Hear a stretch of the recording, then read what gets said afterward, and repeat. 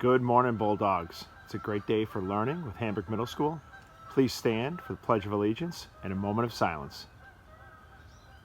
I pledge allegiance to the flag of the United States of America and to the republic for which it stands, one nation under God, indivisible, with liberty and justice for all. Thank you. You may be seated for the morning announcements. Good morning, everybody. It is Monday, May 4th, 2020. Today is a day 2. Happy birthday on Saturday to Lee Arbogast, Peyton Marvin, and Mrs. Tuberdike. Yesterday celebrating birthdays, Joshua Eisenman, Andrew Parker, Mrs. Bogner, and Mrs. Smith. And today, staff celebrating birthdays, Mr. Groby and Mrs. Pulowski. Happy birthday to you guys. Hope you had a great weekend and hope you have a great day today. It is Teacher Appreciation Week. Mrs. Boland and I were honored to be part of a team that delivered lawn signs to our Hamburg Middle School staff this weekend, work that will continue today. This was all arranged through the inspiration, planning, and funding of our Hamburg Middle School PTSA, and we're honored to work alongside them as well. It is said that to be a teacher impacts a life forever, and I remain in awe of the commitment that I see to our students from our educators on a daily basis.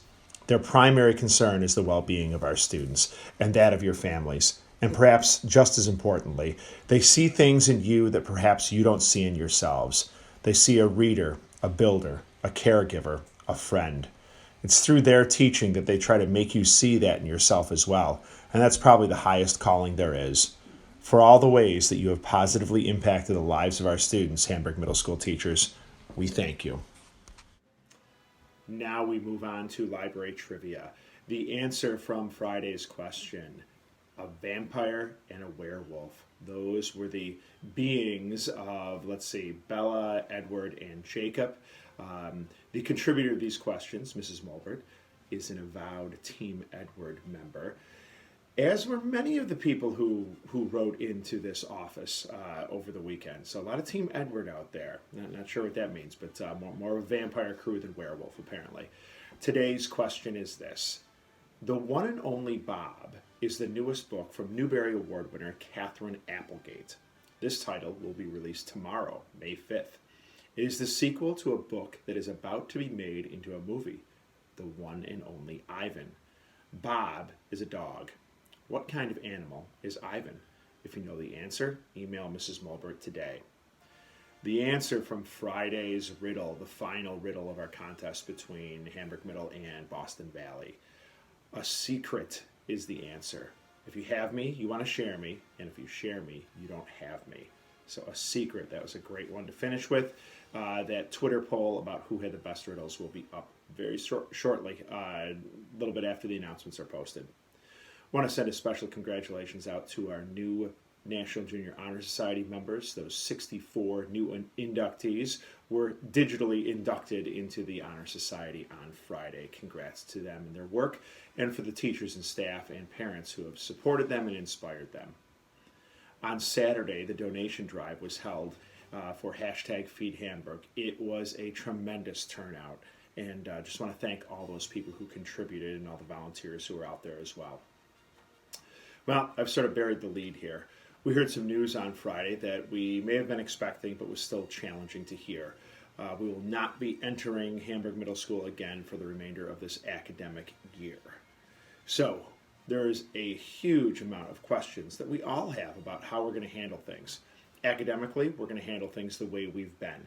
Right? The fourth quarter will continue as we've discussed, as that letter went out a couple weeks ago. Your assignments will either be graded as satisfactory or incomplete. Teachers will provide you feedback as to how to move that incomplete to a satisfactory range. The grading will be exactly as described as well in terms of your final grades for the school year. There's other questions though too.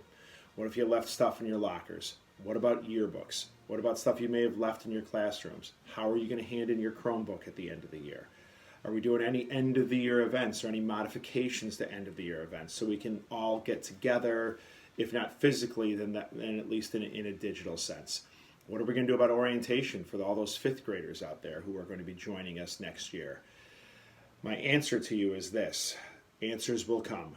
We've got a lot of things we've got to try to figure out over the next week or two. We'll be talking to all sorts of teachers and staff members, and we'll be also talking to leadership within the district as well. And we'll get that information to you for each of those questions. And if you have more, certainly you can send those in to me.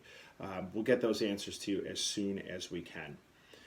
I listened to a press conference late last week, and it involved Coach McDermott, coach of the Buffalo Bills. And one of the things he said about this time is he wants to be able to look back on it and know that he handled things the right way. He's talking about family life, talking about work life, talking about spiritual aspect and physical as well. And that's really a good model for all of us. We want to be able to take a look at how we handled things during this most unfortunate of times and know that we did things the right way, or at least that we tried our best to do things the right way. For the students, that might be involved with doing our assignments to the best of our ability, but also taking care of things at home and helping out at home. For all of us, it's looking after the health and well-being of our family, friends, loved ones, either in a physical sense or just by reaching out to those who might be struggling with connections during this time. We all want to be able to look back and know that we did our best to do the right thing.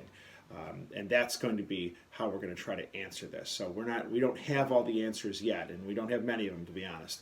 But when we do, we're going to try to make sure that we're doing things the right way and that we're communicating every step of the way as well. Today, in honor of May the 4th, is our joke of the day. Poorly worded. Which program do Jedi use to open PDF files?